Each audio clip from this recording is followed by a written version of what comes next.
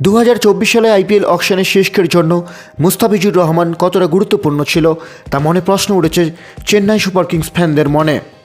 গোটা বাংলাদেশের খেলোয়াড়দের মধ্যে মাত্র একজনই ইন্ডিয়ান প্রিমিয়ার লিগে সুযোগ করে নিয়েছেন, তাও আবার ধোনির টিমে।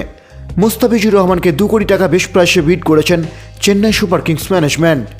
মুস্তাফিজুর রহমান এসে হায়দ্রাবাদের হয়ে 2016-17 সালে যতটা ভালো পারফরমেন্স করেছিলেন, তারপর ঠিক সেইভাবে আর ভালো আশানুরূপ ফলাফল করতে দেখা যায়নি।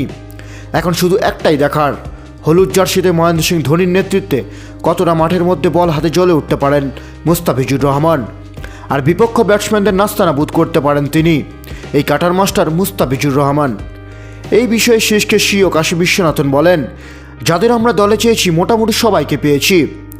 ডেরি মিচেল আমাদের পরিকল্পনায় ছিল, আর চিপকের উইকেট এবং মাঠের দুই দিকের সীমানার কথা চিন্তা করে মুস্তাফিজুর রহমানকে আমাদের ভালো চয়েস মনে হয়েছে। এসব আমরা আগেই ভেবে নিয়েছিলাম, তবে পেয়ে যাব সেটা ভাবিনি। যা চেয়েছি তাই পেয়েছি, এটা অনেক বড় সৌভাগ্যের।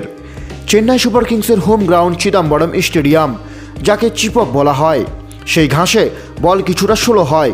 সেখানে কতটা ভূমিকা রাখতে পারেন মুস্তাফিজুর রহমান সেটাই দেখার। তবে আর একটা বড় প্রশ্ন হলো, চিপকের স্টেডিয়ামে দলের প্লেয়িং 11-এ বিদেশি ফাস্ট বোলার হিসেবে শ্রীলঙ্কা প্লেয়ার পাতিসা পাথিরানা খেলবে কিনা তা সন্দেহের। হয় মুস্তাফিজুর রহমান, না হয় মাতিসা পাথিরানা। সেই উত্তর মিলবে শুধু শেষকে অধিনায়ক আর শেষকে কোচ ম্যানেজমেন্টের কাছে।